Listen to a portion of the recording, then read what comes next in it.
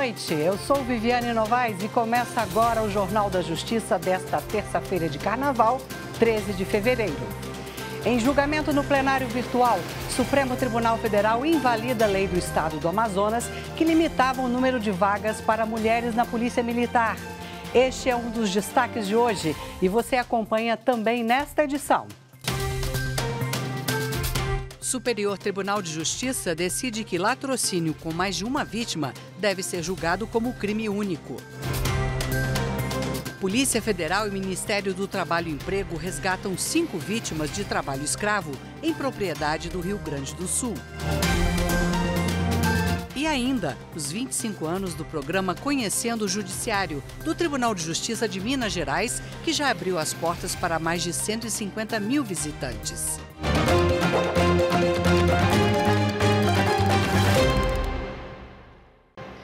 Por unanimidade, os ministros do Supremo Tribunal Federal derrubaram parte de uma lei do Amazonas que limitava o número de vagas para mulheres na Polícia Militar.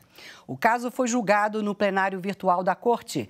A reportagem é de Evne Araújo. A ação foi proposta pela Procuradoria-Geral da República. Segundo a PGR, não há base constitucional para fixar percentuais para mulheres no acesso a cargos públicos.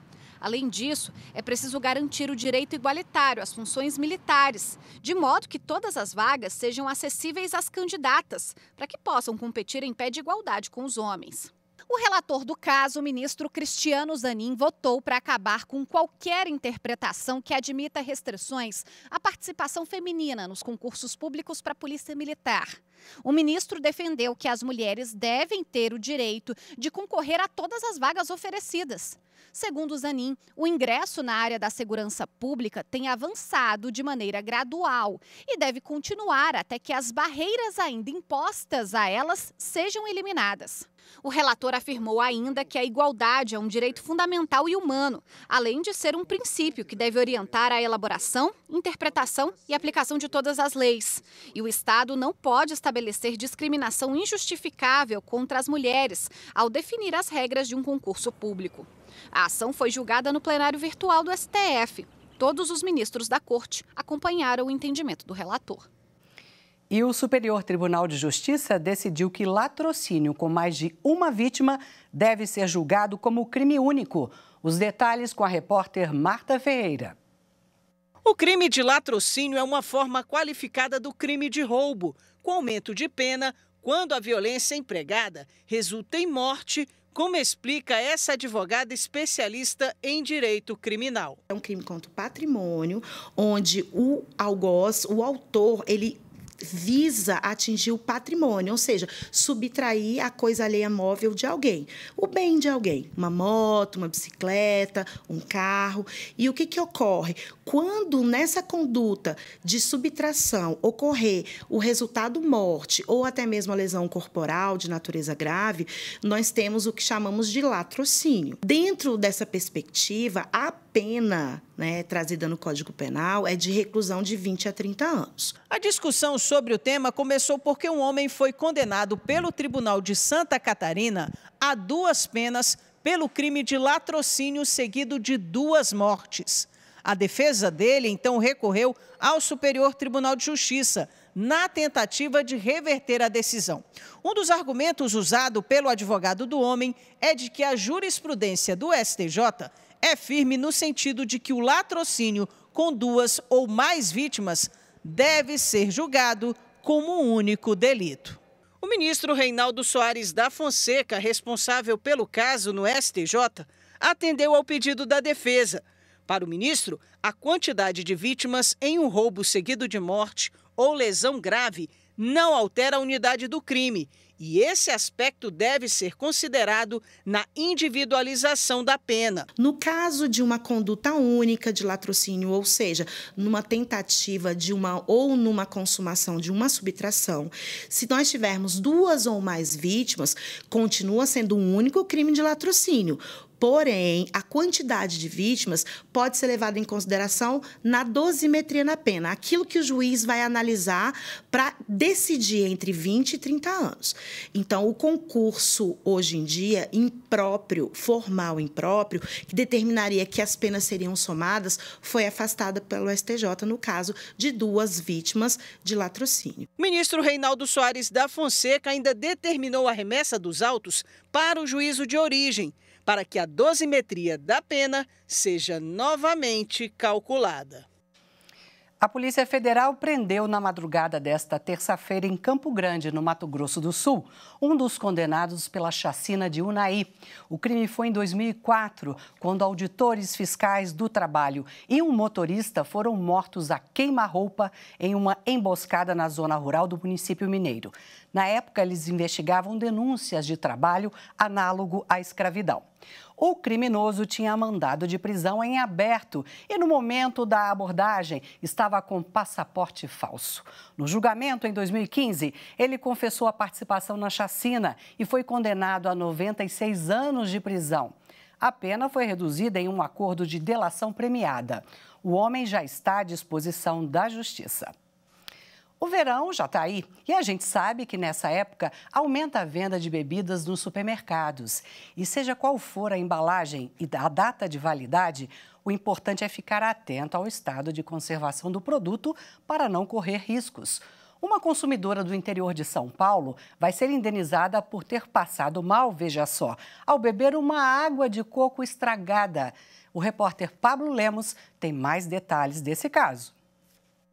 Tem consumidor que não tira o produto da prateleira do supermercado sem antes observar algumas dicas importantes. Eu costumo ver a validade, se não está amassado, se não está estufado, porque quando está estufado é porque já está criando gases lá dentro, perdeu a validade, né?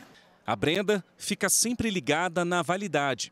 Principalmente alimentício, porque às vezes na correria a gente não olha e aí a gente vê que tá data de validade trocada, tá assim, ó, jogado, aí você não pode pegar uma coisa que tá ruim já e às vezes você não tá na correria de pegar e você não presta muita atenção e quando vai ver já tá em casa e já tá com um produto ruim.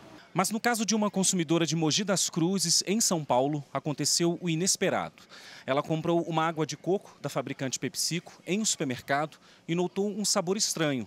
Foi então que ela decidiu gravar um vídeo abrindo a embalagem do produto e foi surpreendida com o que viu. A mulher passou mal inúmeras vezes. O mal-estar físico e psicológico a fez procurar a justiça. O caso chegou ao Tribunal de Justiça de São Paulo.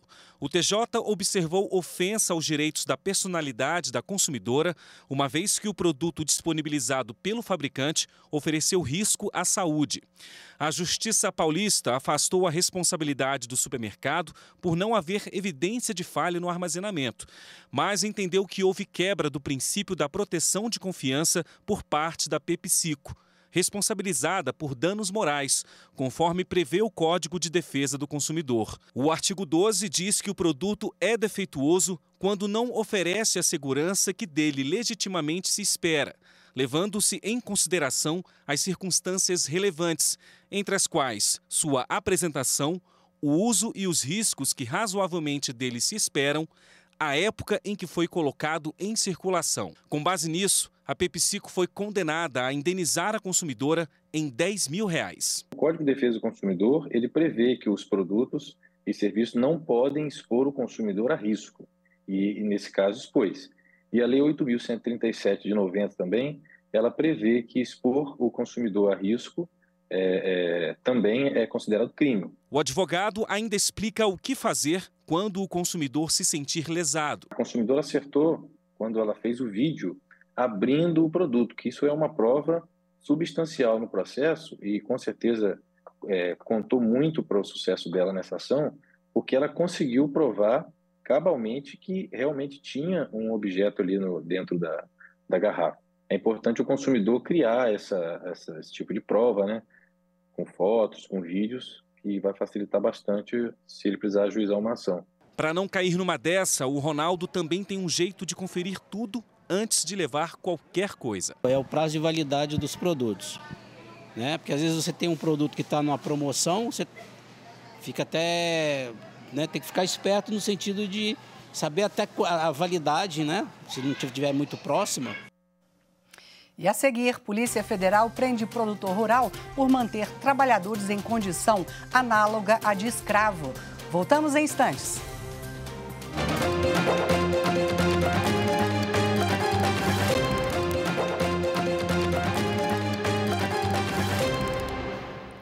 A Polícia Federal prendeu em Farroupilha, no Rio Grande do Sul, um produtor rural que mantinha trabalhadores em condição análoga à escravidão.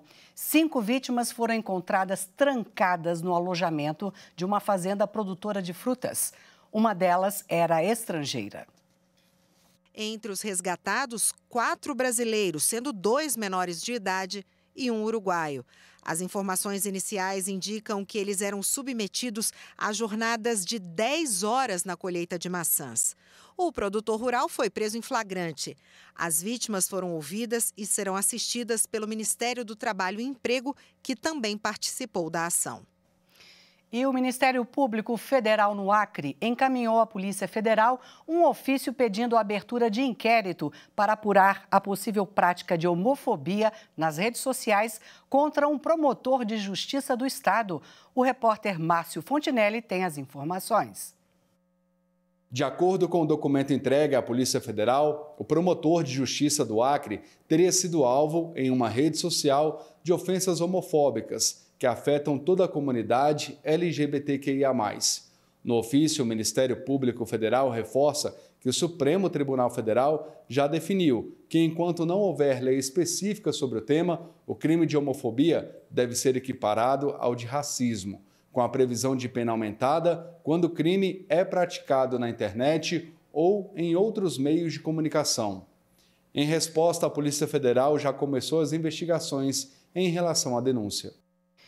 Depois de mudanças na Lei de Recuperação Judicial e Falência em 2020, se tornou indispensável a apresentação de certidão negativa fiscal para a aprovação da recuperação judicial. Quem explica esse entendimento da terceira turma do Superior Tribunal de Justiça é a repórter Fátima Uchoa. Na origem, ao julgar pedido de recuperação, o Tribunal de Justiça de São Paulo determinou de ofício que um grupo empresarial providenciasse a regularização fiscal, sob pena de decretação de falência. No STJ, as empresas sustentaram, entre outros argumentos, que a exigência de comprovação de regularidade fiscal para o deferimento da recuperação seria incompatível com o objetivo de preservar a função social da empresa. Só que a terceira turma negou provimento ao recurso especial. O relator ministro Ricardo Vilas Boas Cueva ressaltou a evolução do tema no STJ. Segundo ele, com base na Lei 11.101 de 2005, o tribunal entendia que, por não ter sido editada a lei que tratasse especificamente do parcelamento dos débitos tributários das empresas em recuperação, não se poderia exigir a apresentação das certidões, nem a quitação prevista no artigo 191-A do Código Tributário Nacional, sob pena de tornar inviável o Instituto da Recuperação Judicial. No entanto, segundo Vilas Boas Cueva, após as modificações trazidas pela Lei 14.112 em 2020, a apresentação das certidões negativas constitui exigência inafastável, cujo desrespeito importará na suspensão da recuperação judicial. A terceira turma do Tribunal Superior do Trabalho acolheu o recurso de um vendedor da Embratel em Itabuna, na Bahia, que se sentiu prejudicado na fase de instrução do processo. Numa audiência, ele pediu que o representante da empresa não assistisse ao depoimento, o que foi negado pelo juízo. Os ministros consideraram que a negativa prejudicou a produção de provas. Repórter Pablo Lemos. O vendedor buscava o reconhecimento de vínculo de emprego e disse que na audiência pediu que o representante da empresa saísse da sala para que as partes fossem ouvidas separadamente. Segundo ele, a medida proporcionaria paridade de armas, ou seja, igualdade de tratamento no processo para a produção das provas e declarações isentas de vício. O juízo de primeiro grau rejeitou a solicitação e não reconheceu o vínculo de emprego por ausência de provas. O trabalhador recorreu ao Tribunal Regional do Trabalho da 5ª Região, na Bahia. Alegou que houve cerceamento do direito de comprovar a existência do vínculo. O TRT, porém, rejeitou o apelo e manteve a sentença. O Tribunal Regional usou como base o artigo 765 da Consolidação das Leis do Trabalho. O dispositivo diz que os juízos e tribunais do trabalho terão ampla liberdade na direção do processo e velarão pelo andamento rápido das causas, podendo determinar qualquer diligência ao esclarecimento delas. Segundo o Tribunal Regional, as partes foram ouvidas, o que afasta a alegação de cerceamento de defesa. Na terceira turma do Tribunal Superior do Trabalho, o relator do caso, o ministro Maurício Godinho Delgado, observou que, de acordo com o Código de Processo Civil, quem ainda não depôs não pode assistir ao interrogatório da outra parte. Para o ministro, o pedido de reconhecimento de vínculo com a Embratel ficou prejudicado diante da conduta do juiz. Por unanimidade, a terceira turma acolheu o recurso do vendedor e determinou a reabertura da instrução processual e o esgotamento da produção de provas para possibilitar a ampla defesa do trabalhador. Não cabe mais recurso. E a seguir a gente fala sobre um programa do Judiciário Mineiro que leva os pequenos a conhecerem a justiça bem de pertinho. Nós voltamos já já.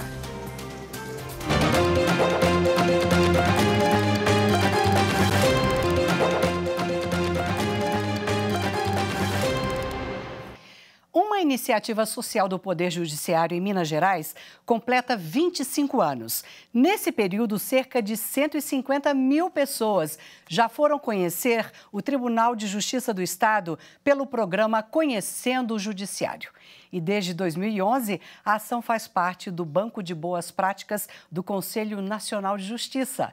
Confira na reportagem de Kátia Lemos. O salão pleno do Tribunal de Justiça de Minas Gerais foi ocupado por personagens bem diferentes do dia a dia. As crianças e os adolescentes são filhos de servidores do tribunal e vieram conhecer de perto como funciona o Judiciário Mineiro. A justiça, ela tem que realmente chegar ao cidadão. Depois de apresentados ao tribunal, eles participaram da simulação de um julgamento. A causa foi um acidente de trânsito. No início da sessão, a juíza propôs uma alternativa. Existe possibilidade de conciliação? Não. Sem a possibilidade de conciliar, o julgamento começou. Ao se dirigir à juíza, a advogada de defesa se atrapalhou um pouco. Bom dia, excelentíssima senhora prefeita. Não, prefeita! Desculpa, juíza!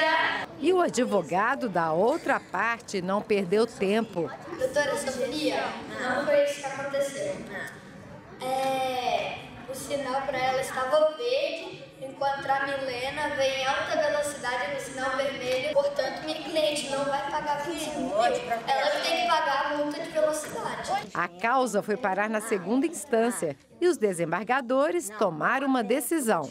A Ana não tem culpa. A terceira vice-presidente, Ana Paula Nanete Caixeta, participou do julgamento simulado e tirou as dúvidas das crianças. Quando a gente condena alguém, tem uma finalidade, que é reparar o dano causado. Agora ele já tem aquela noção, o que faz o desembargador, o que é, né, a atividade. O objetivo do programa é de relacionamento. Tanto é que não é um programa de formação, é um programa de relacionamento. Para mostrar que o tribunal está aberto, como é que funciona, né? Que os magistrados são acessíveis e como é que é a estrutura para a pessoa entender. A gente diz que a gente só ama o que a gente conhece, né? Então tem que conhecer para gostar. O programa Conhecendo o Judiciário está completando 25 anos de criação.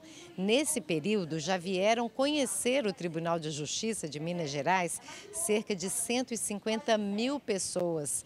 O programa, criado para aproximar o judiciário do cidadão, já faz parte do Banco de Boas Práticas do Conselho Nacional de Justiça. Depois dessa experiência, disseram que a lista das profissões preferidas ficou maior. Eu acho que eu vou querer ser juíza. Antes eu estava pensando em outras coisas, só que agora acho que ou eu vou ser advogado, ou jogador de futebol, ou empresário. Muito legal o projeto. Os juízes recém-impossados pelo Tribunal de Justiça do Rio Grande do Sul participaram de uma formação de 4 meses antes de serem designados para as comarcas. Uma das tarefas desta etapa foi ouvir a população e saber como a comunidade gaúcha enxerga o judiciário. Vamos ver como foi na reportagem de Matheus Beck. O Palácio da Justiça recebeu 38 magistrados para uma atividade sem as formalidades que fazem parte da rotina do judiciário. Juízes e juízas substitutos que tomaram posse no fim do ano passado fizeram um exercício de aproximação com as pessoas para saber como a população acredita que deva ser o papel da justiça. O objetivo é dar um choque de realidade em cada um de vocês e em nós também. Ouvir as pessoas que estão na rua, os nossos usuários do sistema de justiça, para saber o que eles pensam da justiça, dos juízes. E a partir dessa percepção, depois a gente vai fazer algumas reflexões para pensar que tipo de conduta a gente vai ter que ter a partir dessa visão que as pessoas têm do nosso trabalho. Realizada em parceria com a Escola Superior da Magistratura, a aula acontece desde 2014. Neste ano, os magistrados saíram em trios pela Praça da Alfândega para ouvir uma diversidade maior de porto-alegrenses. A equipe formada pelos juízes Ezequiela Basso, Natasha Kolinski e Paulo de Souza, oriundos de cada um dos 3 estados do sul do Brasil, saiu cheia de expectativas. Acho que é importante para nós que estamos ingressando na magistratura ter um conhecimento da realidade do judiciário gaúcho, especialmente como que os usuários do serviço veem a justiça e se já tiveram alguma experiência positiva ou não, no sentido da gente poder também saber como se posicionar no nosso dia a dia, saber como que a gente pode acrescentar, o que evitar e como que a gente pode, de certa forma, agradar o nosso jurisdicionado. No questionário, questões simples como qualidades e defeitos dos magistrados e se o entrevistado teve alguma experiência com o judiciário gaúcho. No final, é pedido para dar uma nota de 0 a 10 para a justiça brasileira. E lá partiram os novos magistrados que não se apresentavam como juízes, mas como pesquisadores, para não influenciar nas respostas. Apesar da breve amostragem de 6 entrevistas, o retorno surpreendeu. Me chamou a atenção o fato de que dessas 6 pessoas, apenas 3 tinham tido contato com a justiça e experiências um pouco pessoais. Uma que havia sido presa por porte de drogas, solta, e por isso achava inclusive a justiça como um local adequado, um local ótimo, porque ela foi ouvida. Na verdade, acho que o que o nosso grupo acompanhou é que as pessoas, o maior desejo delas é serem ouvidas e que suas demandas sejam atendidas. E essa mais ou menos foi a resposta mais padrão e também junto com a celeridade. O que me chamou a atenção também foi essa questão de que as pessoas que já tiveram o contato, todas elas elogiaram. Então, isso me chamou bastante a atenção e também algumas salientaram essa aproximação, essa necessidade de aproximação e, inclusive, de imparcialidade do juiz. Ao final da atividade, os resultados foram discutidos pelo grupo. Para o juiz assessor da presidência, José Luiz Leal Vieira, a experiência tem mostrado ao longo dos anos a importância de encurtar as distâncias entre o judiciário e o povo, para sentir os anseios da população. A magistratura gaúcha, ela vem se tornando cada vez mais próxima do cidadão e isso é muito importante no nosso ponto de vista, né? De o judiciário ser melhor conhecido, ser facilmente acessado e da figura do juiz estar mais próxima da cidadania, porque assim ele consegue prestar uma jurisdição melhor, realizar melhor a justiça, que é o que todos nós queremos. O Poder Judiciário de Mato Grosso, por meio do Juizado Volante Ambiental e do Projeto Verde Novo, plantou 2.500 mudas de árvores frutíferas e nativas na Arena Pantanal, em Cuiabá. O repórter Vinícius Antônio acompanhou tudo e conta pra gente como foi. Foi nesta ação que o Projeto Verde Novo do Poder Judiciário de Mato Grosso, em parceria com a Secretaria de Estado de Meio Ambiente, por meio do programa REM, lançou a meta ousada de plantar 300 mil árvores nos próximos 5 anos. Hoje, nós iniciamos o marco 1 da realização do programa com o plantio de 2.500 mudas.